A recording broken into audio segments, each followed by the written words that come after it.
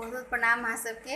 हम ज्योति चौधरी आ यहाँ सबके सीताजी के सजनमा पाहुन श्री राम के एक शोभा के गीत सुनाबऽ जा रहल छी, जे हमार बाबूजी स्वर्गीय योगेंद्र नारायण लाल दास जी के रचना अछि।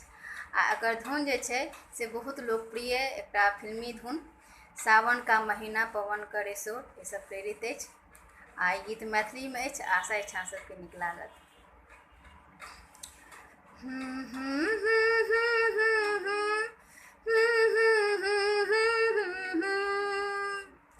सीता के सजनमा पाहुनमा चित चोर, सीता के सजनमा पाहुनमा चित चोर, मुखरार चमके ऐसे जैसे चन्ना के इजोर।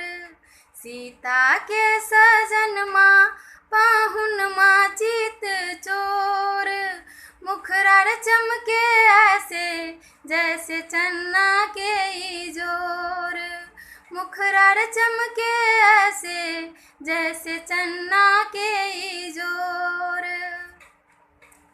काम लजता देखी श्यामली सुरतिया, धीरज मोहित होता मधुरी मुसुकिया।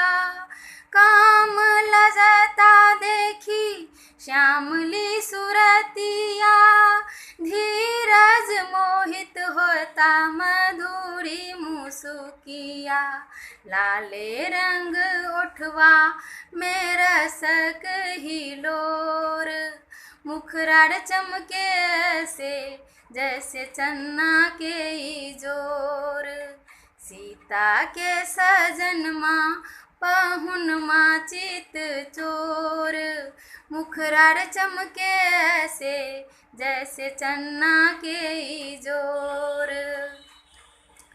भाल के चनन माँ में चमके बिजुरिया, शंकर लोभता देखी माथे मणि मौरिया। भाल के चनन माँ में चमके बिजुरिया, शंकर लोभता देखी माथे मणि मौरिया।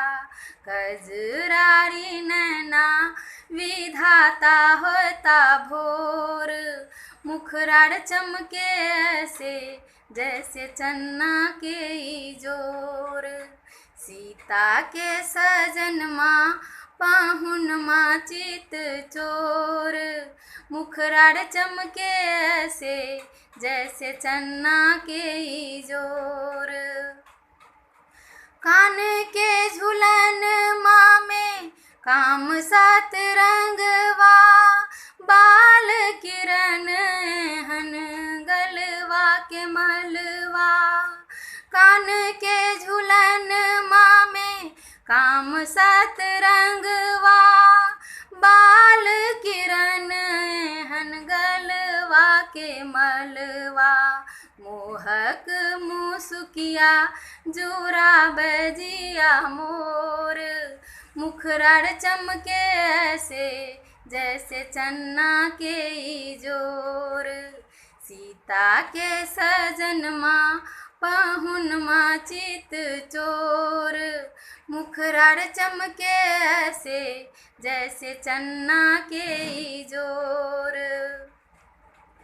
चरण कमल बाटे फल भरी डलिया, हिया में बसा के सुख लूट भल योगिया। चरण कमल बाटे फल भरी डलिया, हिया में बसा के सुख लूट भल योगिया। पाहुनाक रंग में रंगाल मन पोर, मुखरार चमके ऐसे जैसे चन्ना के इजोर। ओ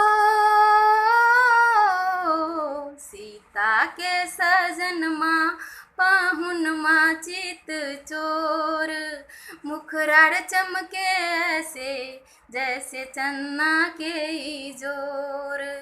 मुखरार चमके ऐसे जैसे चन्ना के ई जोर, मुखरार चमके रे ऐसे रे जैसे चन्ना के ई